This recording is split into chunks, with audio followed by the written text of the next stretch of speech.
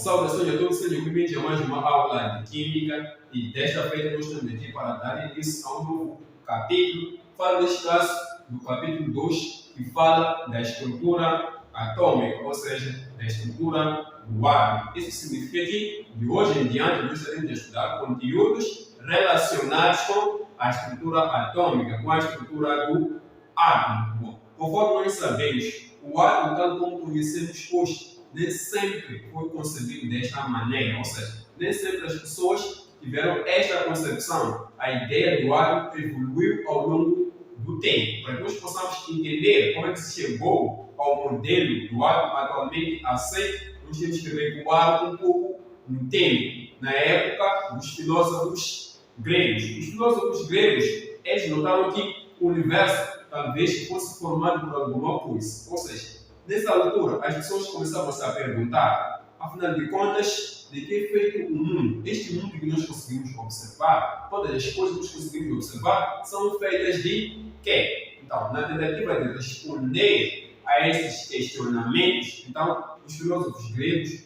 foram colocando várias ideias, várias hipóteses. Então, nós vamos discutir inicialmente aqui as tentativas de explicar a constituição da matéria, como é que esta matéria é constituída. Então, essas ideias inicialmente surgiram de fato no seio dos filósofos gregos, quando eles tentavam explicar ou responder a esta grande questão: como é que o mundo é feito? O que nós conseguimos observar é feito de quê? Então, vamos falar agora acerca das tentativas de explicar a constituição da matéria. Aqui, nós vamos destacar, logicamente, os filósofos gregos. Nós vamos falar da Grécia Antiga, neste caso, por volta do século IV ao século V, neste caso, os filósofos gregos estavam a tentar responder a essas questões. No seio dessa discussão, em que cada um colocava a sua opinião, existiram duas correntes fundamentais, ou duas teorias fundamentais, que estavam a tentar explicar a constituição da matéria. Falo, neste caso, dessas duas correntes aqui. Da corrente que defendia a continuidade da matéria e também da corrente que defendia a descontinuidade da matéria. Então, essas duas correntes aqui foram as primeiras a tecerem algumas considerações, algumas opiniões acerca da constituição da matéria, acerca da constituição do universo. Inicialmente, vamos falar aqui acerca da continuidade da matéria.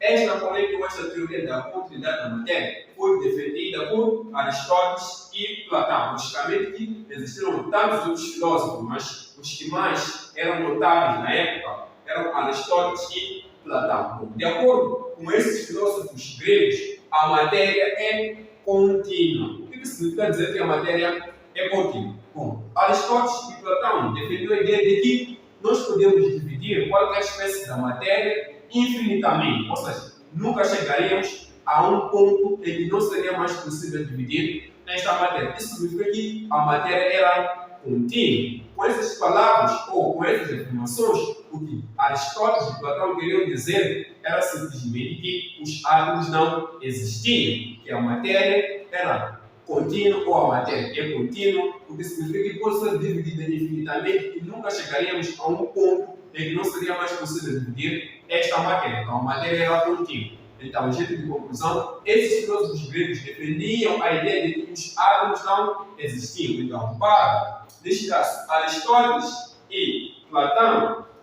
a matéria, para Aristóteles e Platão, a matéria é contínua. A matéria é contínua. Isso significa o quê? Significa a dizer que, na realidade, os átomos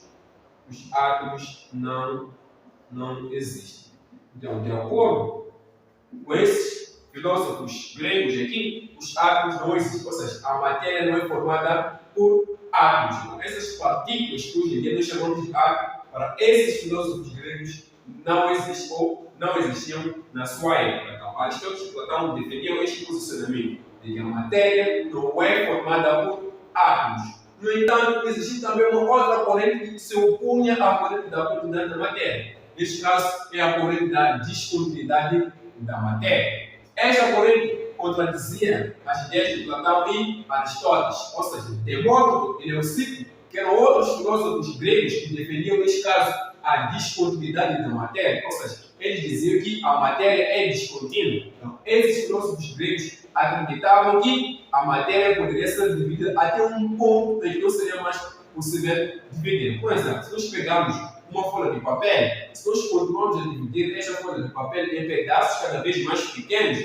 logicamente chegaremos a um pedaço tão pequeno, que seria impossível dividir este pedaço de papel. Então, significa que a matéria poderia ser dividida até chegarmos a um ponto em que não seria mais possível dividir esta matéria. Então, segundo esses filósofos gregos, a esta pequena partícula da matéria que não seria mais possível dividir, então, Demócrito chamou essa partícula ou essas partículas de átomos. Então, em suma, esses filósofos gregos defendiam simplesmente que a matéria era formada por átomos, a matéria era formada por pequeníssimas partículas e indivisíveis que eles chamaram de átomos.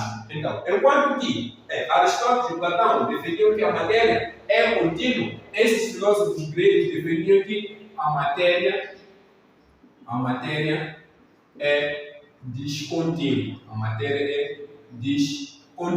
Com isso, esses filósofos gregos estavam a querer dizer o quê? Estavam a querer dizer algo tão simples, que a matéria é formada por partículas muito pequenas que não seriam possíveis de dividir. Se nós considerarmos o exemplo que eu acabei de citar, se nós pegarmos o papel e começarmos a dividir em pedaços cada vez mais pequenos, então nós chegaremos a uma partícula tão pequena, mas tão pequena que não é possível mais dividir essa partícula. Então, de acordo com esses filósofos gregos, essa pequena partícula não é possível mais dividir. Então, é a menor partícula que entra na composição da matéria. Então, é essa partícula que Demócrito chamou de átomos. Então, esses filósofos gregos afirmavam que a matéria é descontínua, estavam a querer dizer simplesmente que a matéria pode ser dividida até um ponto em que não seria mais possível dividir. Em suma, estavam a querer dizer que a matéria é formada por átomos. Então, esses filósofos gregos defendiam a existência de átomos. Então, Demócrito e Leucipo diziam que os átomos existem. Então, esses filósofos gregos defendiam a ideia de que os átomos existem. Até porque quem deu o nome átomo foi Demócrito. Então, a palavra átomo vem do grego neste caso. Átomos, que neste caso significa o quê?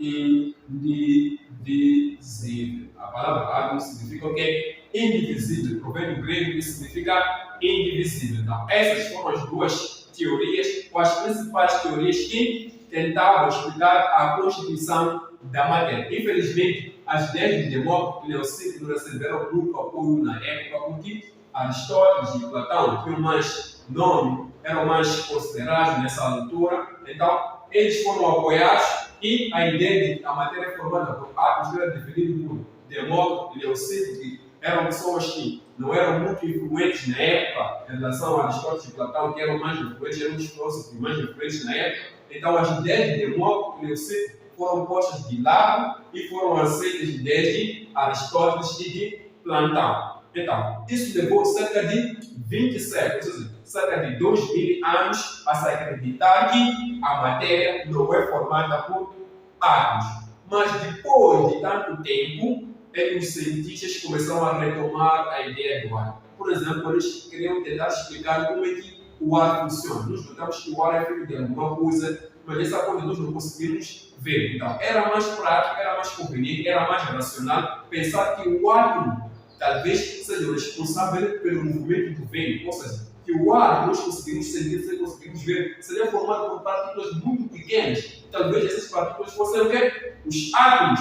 Então foi daí que se retomou a esta ideia do átomo. Depois de tanto tempo, cerca de 20 séculos se passaram, e somente depois de tanto tempo é que retomou-se essa ideia do átomo. Então criou-se, depois disso, com base nas experiências, logicamente, o primeiro modelo do átomo. Depois dessas ideias de Demócrito, Leucipo, de Aristóteles e Platão, depois de 20 séculos depois, ao retomar a ideia do átomo, então existiu um primeiro cientista que realizou algumas experiências e concebeu o primeiro modelo do átomo. Depois de tanto tempo, John Dalton foi o primeiro a realizar experiências e e comprovar que o átomo existe. Ao longo do tempo, o modelo dos átomos foi evoluindo, foi passando de um modelo para o outro, à medida que a ciência ia desenvolvendo, à medida que as pesquisas sobre a construção do átomo iam avançando. Então, nós temos aqui a evolução cronológica dos modelos atômicos. Nós temos que o primeiro modelo do átomo que se criou foi o modelo atômico de Dalton. Então, este foi o primeiro modelo que se criou por volta de 1808. Então, Dalton criou seu modelo atômico, seu primeiro modelo, na verdade, atômico. E depois disso, seguiu então o modelo atômico, neste caso de Thomson, após a descoberta, neste caso do eletrão, em 1898, e depois seguiu o modelo atômico de quem? De Rutherford. Isto aconteceu em 1911. Depois seguiu aqui o modelo atômico de Bohr. Isto em 1913. Temos um modelo atômico que não é muito citado, não é muito falado, não se sabe muito acerca desse modelo atômico, mas foi um modelo atômico que corrigiu alguns problemas do modelo atômico de Bohr. É um modelo um pouco falado, um pouco conhecido. Neste caso, seria o modelo atômico de Summerfield. Este é um outro modelo atômico. E, por fim, podemos ter aqui o modelo atômico atual, que é o modelo atualmente aceito, foi proposto em 1996, este modelo atômico. Então, foi assim que os modelos atômicos evoluíram ao longo do tempo. Primeiro, nós tivemos o modelo atômico de Dalton, depois o modelo atômico de Thomson, depois o modelo atômico de Rutherford, depois o modelo atômico de Bohr. Também existe um modelo aqui, atômico de Summerfield, que é um pouco conhecido, um pouco se fala desse modelo atômico, e depois temos agora o atual modelo do átomo, que é o modelo quântico do átomo, que é o modelo da nuvem eletrônica, que foi proposto em 1926. Então, de forma simples, era justamente isso que nós queremos trazer nesta primeira aula introdutória a este segundo capítulo, que é o capítulo da estrutura atômica, e até a próxima aula.